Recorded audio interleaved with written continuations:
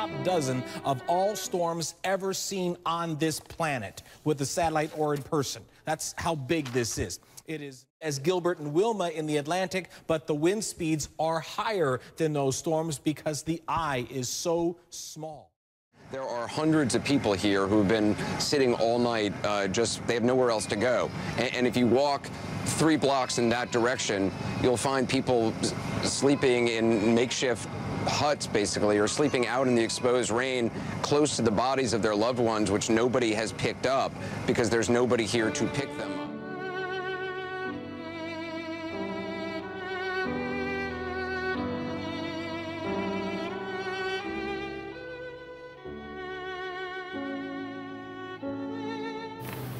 As a Filipino-American, our mission on Operation Seabird was a personal one. In many ways, this mission was instrumental in truly changing my life. When our first team arrived in Manila, we didn't really see, know, or could possibly prepare what we were about to experience. The enormity and gravity of the disaster didn't hit until we were on the ground facing it. When we arrived in Tacloban, this was the first time that we saw the expanse of the destruction. Everywhere we looked, there was devastation on every side. When I caught a glimpse of my close friend and battle buddy Kate, in her face reflected what we were all feeling: shock and thoughts of how small we were in comparison to the destruction that laid waste to the land. There were mangled metal beams that should never have been bent, gaping holes where walls once stood, seemingly endless people milling and waiting for a chance to get on a plane bound for Manila. As one woman holding on to her young child exclaimed, "There's nothing for us here." Such a simple sentence, yet relays perhaps one of the most repeated sentiments across the populace waiting for a ticket out of the city. Our team got to work quickly by teaming up with Mammoth Medical to augment their medical capabilities at a makeshift hospital and facilitate medical evacuations. We were taking care of victims who haven't seen any medical attention since the storm hit several days ago. For most of them, we were the first time they were getting medical aid, so the extent of injuries ranged from simple lacerations to deeply infected and necrotic wounds where amputation was necessary. This was challenging without power most of the time and limited antibiotics. In times of desperate need, we didn't use money for currency. In one instance, I bartered the ferry of our entire team and equipment and a medevac with a case of Spam and an inhaler. Despite these harsh circumstances, what exemplified the nature of the Filipino people and shows the hope in humanity is the kindness of one displaced older Filipino woman showed to one of our own team members. Kristen had been working hard under the sweltering heat and humidity to build our forward operating base. She was under so much heat and that she had started to develop blisters. The woman who had been waiting for probably more than a day for a possible ticket to Manila, having seen Kristen nearby, went over and offered her the only portion of food she had. In such dire and austere circumstances, to see such kindness and compassion from an individual who had just lost everything made me proud to have come from such a selfless and resilient culture. This is what being a Filipino is, what being a citizen of the world should be: to help your neighbors and community in times of need and strengthen them in times of peace. I know that Team Rubicon strives to be that example of global citizenship.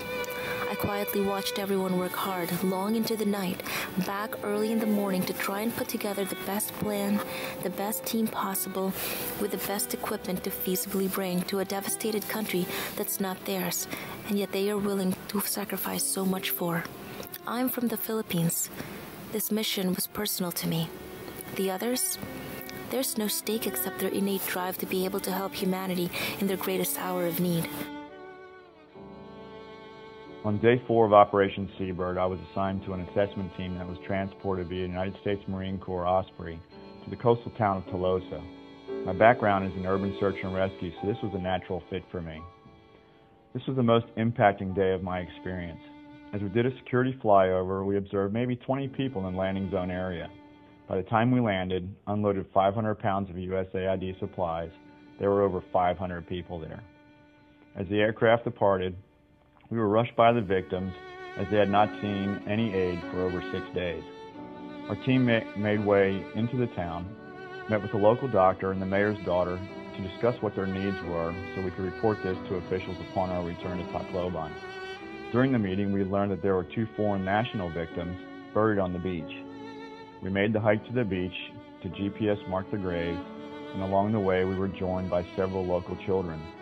After marking and recording the graves, we took a respite on the beach with the kids. I observed one child having difficulty opening and eating one of the nutritional packs they had gotten from the USAID supplies we had dropped earlier. I assisted this child and got the biggest smile. We played with the children for a while, and to see them laugh and play like kids do after witnessing such tragedy since we first arrived in Tacloban was overpowering and very emotional for me. It was then that I realized that what we were doing was making a difference, even if it seemed small in nature to me. Throughout our time there, the Philippine people were kind, generous, and full of hope. They offered us things even though they lost everything. They showed us strength and resilience that was inspiring to me. Our team, in the harshest conditions, bonded and, in my opinion, wanted to do anything to help the victims of Typhoon Haiyan. I'm honored to have been a member of Team Alpha, Operation Seabird, and to be a member of Team Rubicon. After this operation, I knew this is what I'm supposed to be doing at this time in my life. Team Rubicon is there to help.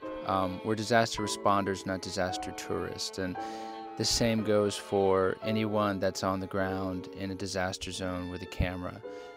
My policy is that we're not allowed to shoot more than 25% of the time. The rest of the time, we need to get busy.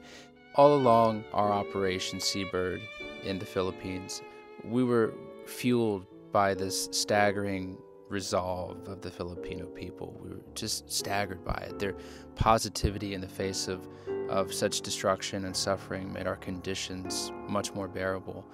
All week we shared stories of the strength of the Filipino people. We shared them with one another. A woman undergoing a C-section delivery atop a desk in a makeshift Tanawan clinic, or local doctors working 24-hour shifts without electricity in the Carigara hospital to keep the doors open at all costs. We were really struck by that. For reasons unknown, in the heat of the afternoon, I decided to break off from the group to stroll down a neighborhood road that had a peaceful stillness about it. And after a few minutes, I heard something that I will never forget. Softly up ahead, I could hear the faint sounds of a violin. And further down the road, I looked up to discover the source of this music. And on the second floor of a blown-out house sat a young teenage boy. And tucked under his chin was the other unscathed survivor.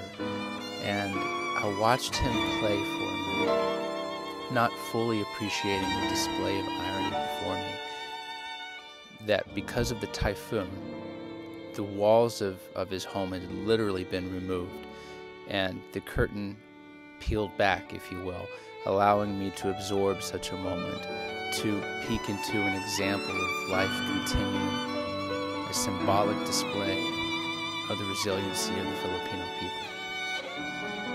And the boy paused for a moment to tune his instrument. He was still unaware of me. And I lifted my camera and I pressed the button, because this photo, this one would be for me.